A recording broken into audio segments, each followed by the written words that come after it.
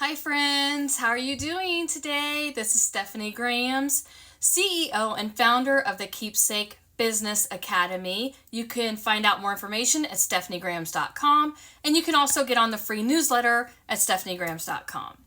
My mission is to empower and help 100,000 Gen X and retired women fund your retirement and supplement your income by starting and growing a Memory Bear and Keepsake business. So come on over and join the Keepsake Business Academy.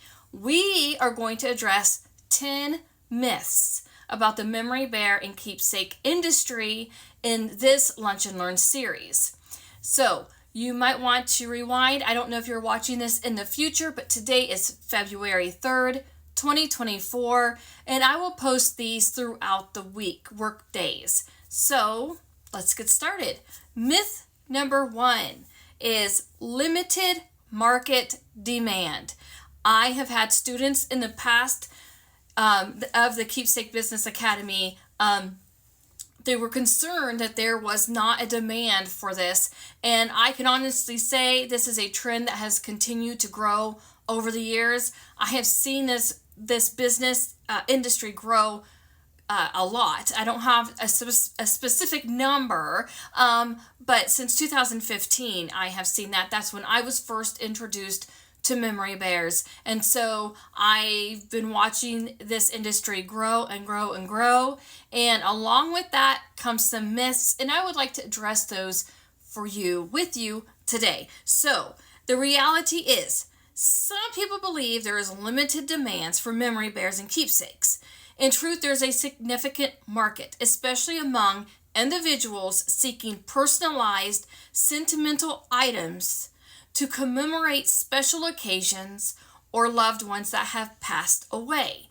Now, we know in this industry that there's more than just one type of memory bear or sentimental item, right? One of my very original classes back in 2021, my first set of students went through an introductory course called Is It Just Memory Bears? Or the title was something along like that. And I wanted to address that there's more than just one type of, quote, memory bear. Memory bears typically in our industry are thought of as teddy bears made from deceased individuals' clothing. And they're not wrong. I mean, that is a fact. But there's more to the memory bear industry than that type of memory bear. We have a sentimental memory bear. And that could fall in lines of a gift for somebody that's still alive, where you take their favorite t-shirt, college t-shirts, for instance. I've had college individuals send me their college sweaters and turn that into a cuddly 22-inch memory bear and send it back to them because that college student wanted a way to preserve that specific college sweatshirt.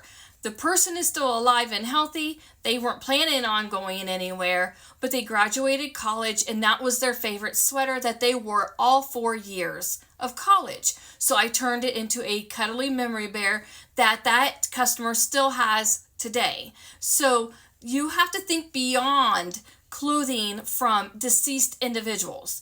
Now, there's also a comfort keepsake as well. And a comfort keepsake is something that I made a few years back for one of my own daughters who was having a very rough time in life, and she wanted a blanket from her great grandma. So her great grandmother purchased a blanket for her when she was younger and wanted me to turn that into a stuffed cat for her. And I put a secret pocket in that stuffed animal so she can put whatever she wants in that secret pocket. And so you can't just get in the mindset that a memory bear is one particular thing. So that was myth number 1 that we addressed. We want to get rid of that mindset that there is a limited market demand, because that's the furthest thing from the truth.